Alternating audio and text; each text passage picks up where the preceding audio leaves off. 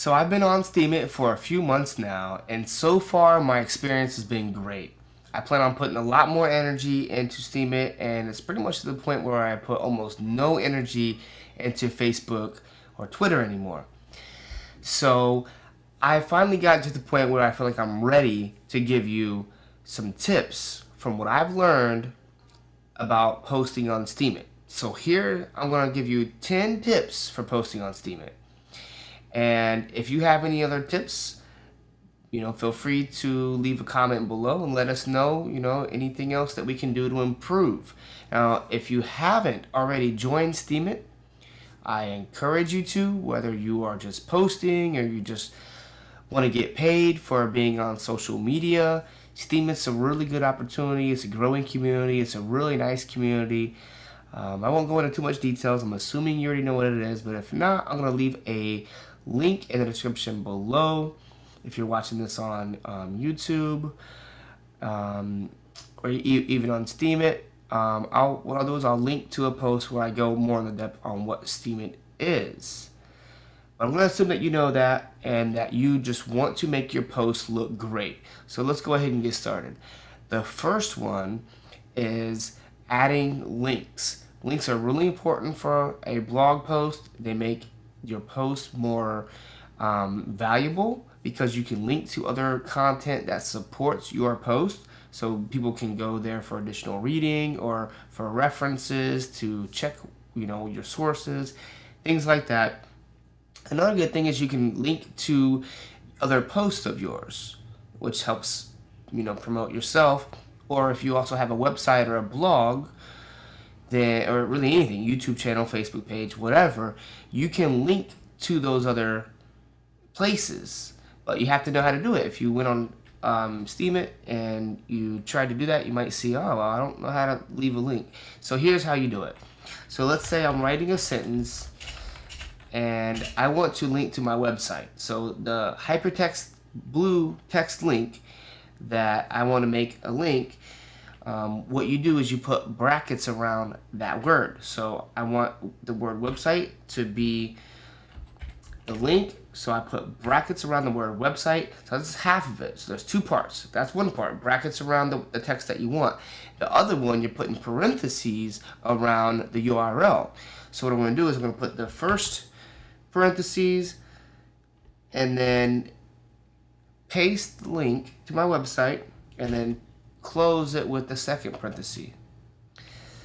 So, and you'll see below, it's actually a link. So if you look at the what I texted, it looks totally different from the way that it's viewed in the preview below. And that's how you leave a link on Steemit. Alright, now my second tip is to add media to your post. Now, media can either be JPEGs, like photos, or they can be GIFs, which are like animated photos, or they can be video, and they're all really easy to add to Steemit. So basically all you do, let's say, like in this case, I have a photo. I'm just going to click and drag it.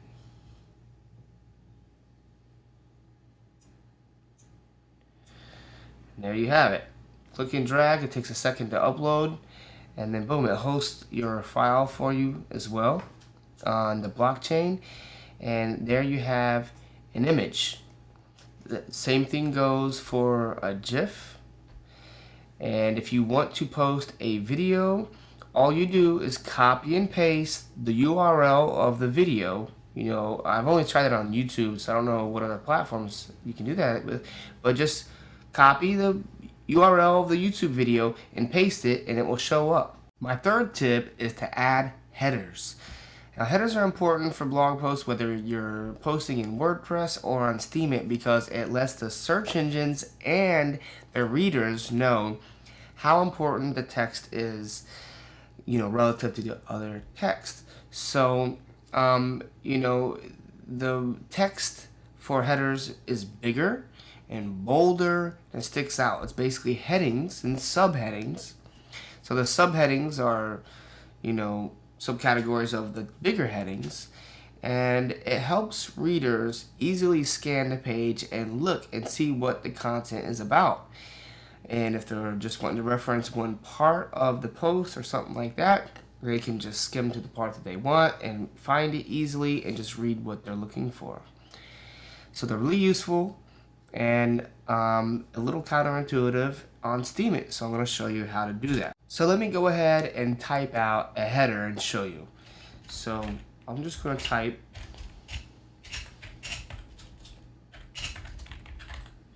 so normally, you could write that, and then you would write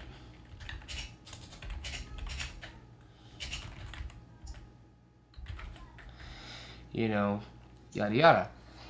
So how do you make the header look bigger?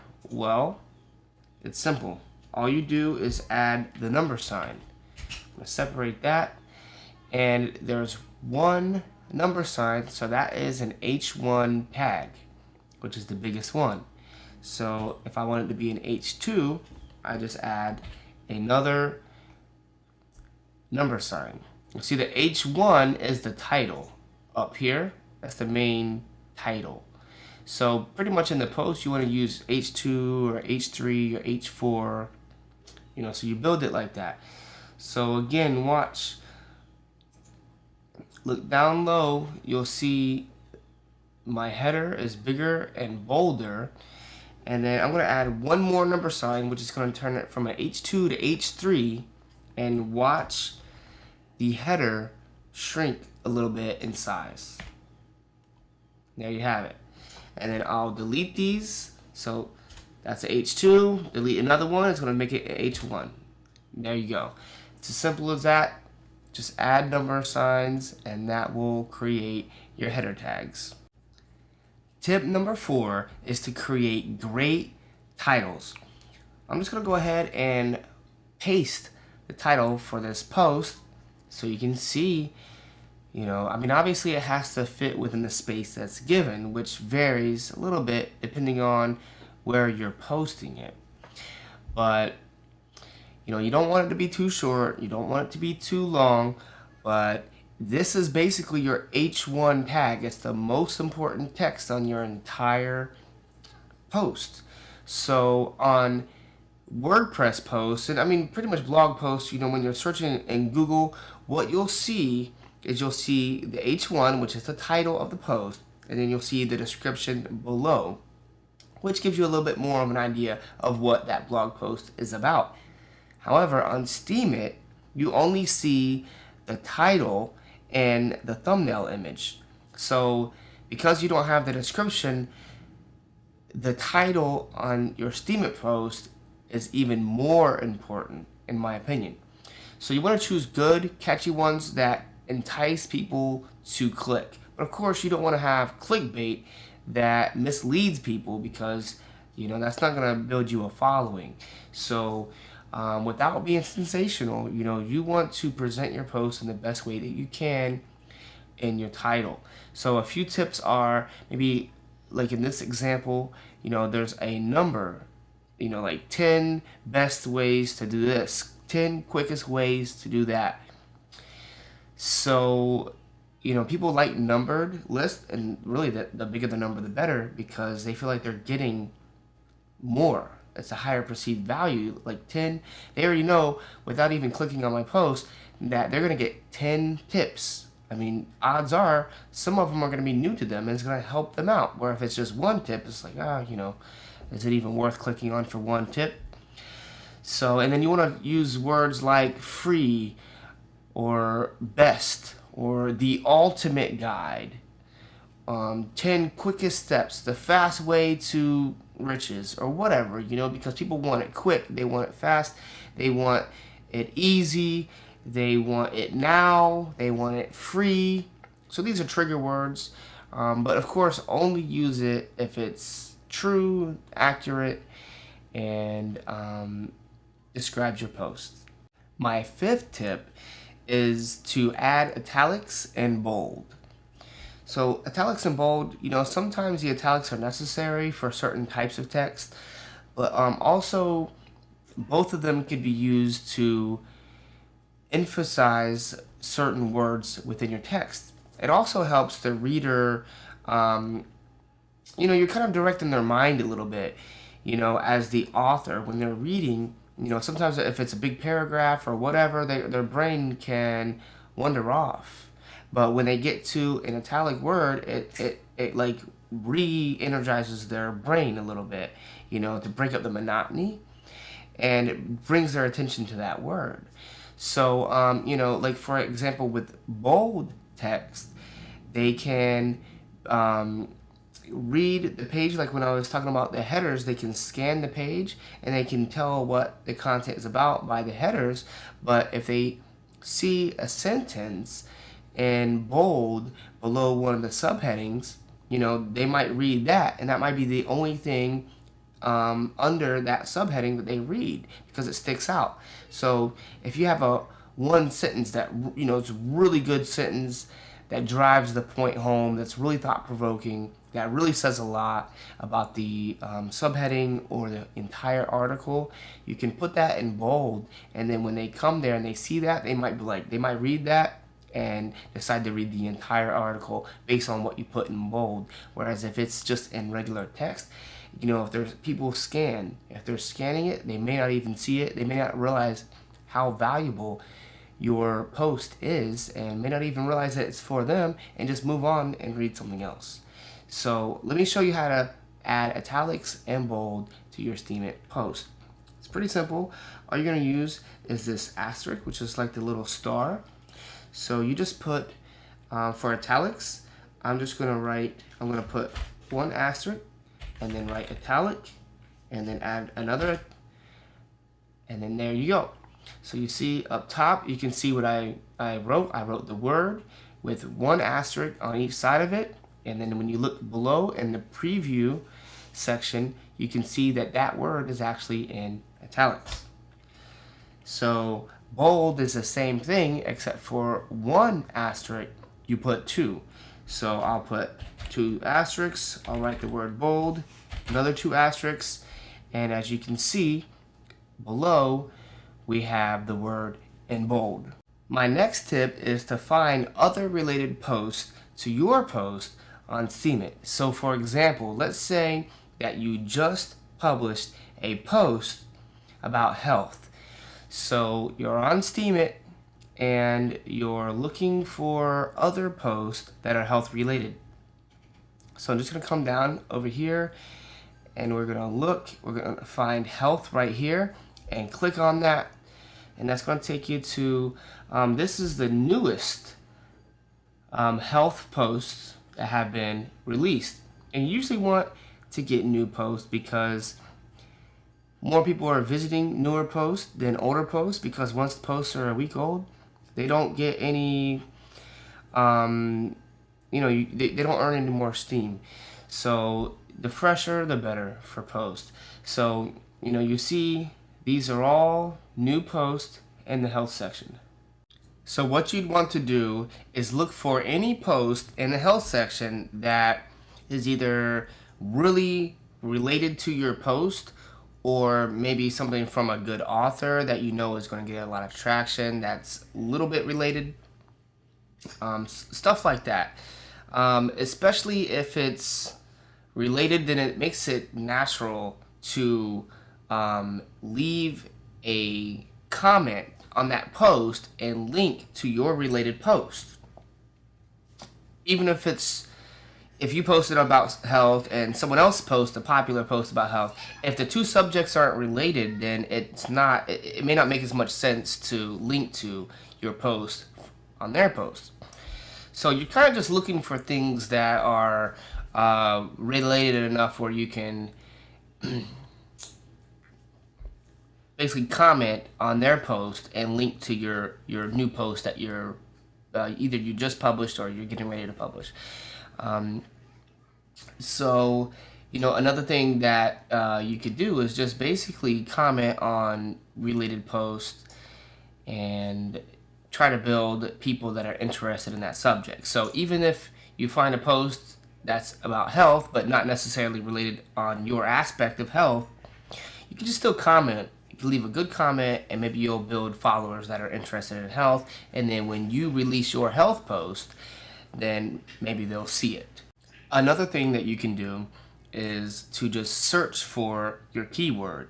So let's say, you're in health under new, you click on the search bar, and then I've been doing a lot of posts about vaccines. So let's say I just published a post about vaccines. What I would do is I would come over here, search for vaccines, and then you'll see, like for example right here, this is not a particular post, but it's a feed of posts that are trending about vaccines. So I would click on this, and then see, the good thing about this is that it shows us starting with the newest post, and these are trending also. So that means they're getting a lot of views, a lot of upvotes and stuff like that.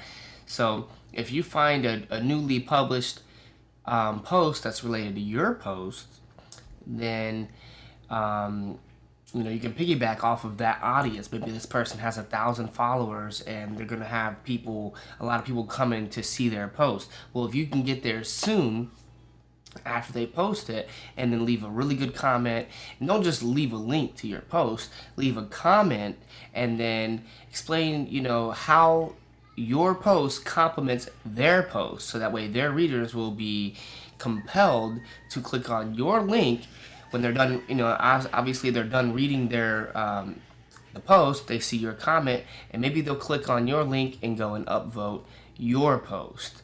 So that's another good tip as well.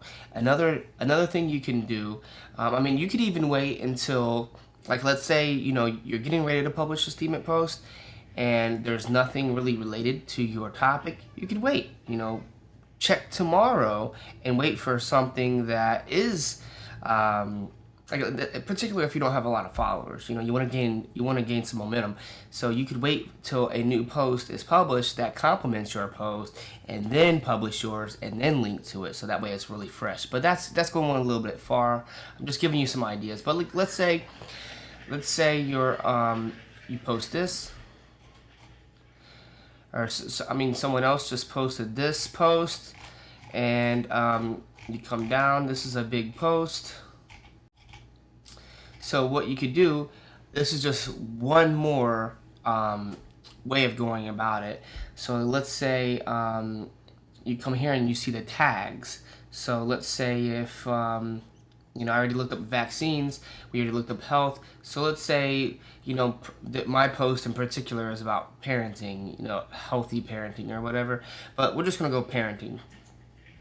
You click on that tag, and this is going to take you to other posts that have the same tag of parenting.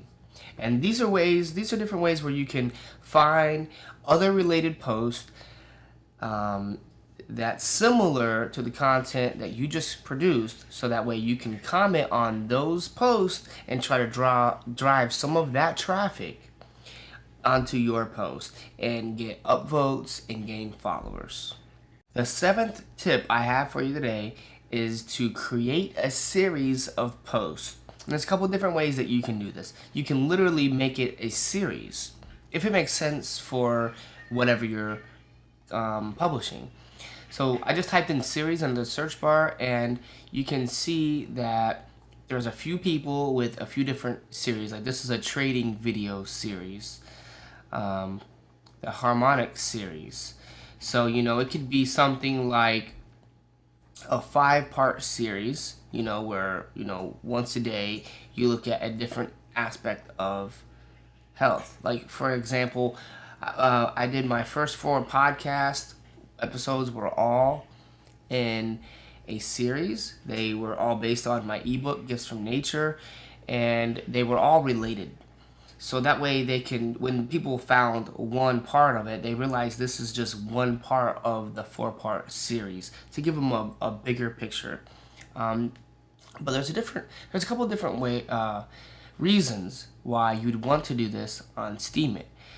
For one, it might make people more interested in keeping up with your work, especially if you leave the ending of a post like open-ended, to kind of spark their interest, to make them want to hear what you have to say on the next post. So you can create them like that, so that way they're excited, like, oh, I can't wait to see what he's going to post tomorrow. So you can give them little hints about what tomorrow's going to be about, or what they're going to learn and stuff like that. So there, you can build up a little bit of anticipation of future posts. But another thing that you can do when you have a series, you don't have to say, like, the such and such series, or you don't have to list it, part 1 of 4 or anything like that. You can just create, we'll say 3 posts that are related to each other, and you can write all 3 of them out and publish them all, in the same day, 3 or 4 hours apart, or something like that. Or you can post 1 a day. And depending on you and how you work, you can do it any way that you want. But the reason why you'd want to do it like this is so that way you can release them close enough together that when you link to and from each one, that they're still within that week-old time period where they can earn Steam by getting upvotes. So, for example, if you let's say you have 3 posts that you're going to create on vaccines. But you start one on Monday, you publish it, and then you don't get around to posting anything the rest of the day, or Tuesday, and then Wednesday, something comes up, some news thing, and you do a news post about something that just happened, and then Thursday comes, you do another article on vaccines, and then you don't do your next article on vaccines until the next week or whatever. By the time you're done publishing your 3rd post on vaccines, you can still cross-link the post and link from the 3rd post back to the 1st and 2nd post. But the problem is if you wait too much time, if you separate the post too much, when people are reading the 3rd post, when they go back and they read the 1st post that you wrote, it may be too late for them to upvote it, and you may be missing out on upvotes that way. So by creating a series and having them all written at one time before you publish them, you can publish them close enough together and then cross-promote each one, so that way you can basically funnel new readers from one post to the next, and instead of getting just 1 upvote from that reader, you can potentially get 2 or 3. My 8th tip for posting on Steemit is to share your post in other places online. So that means, you can post on Steemit and then multi-purpose the content. You could put the same post on your blog, on your website. That's what I do.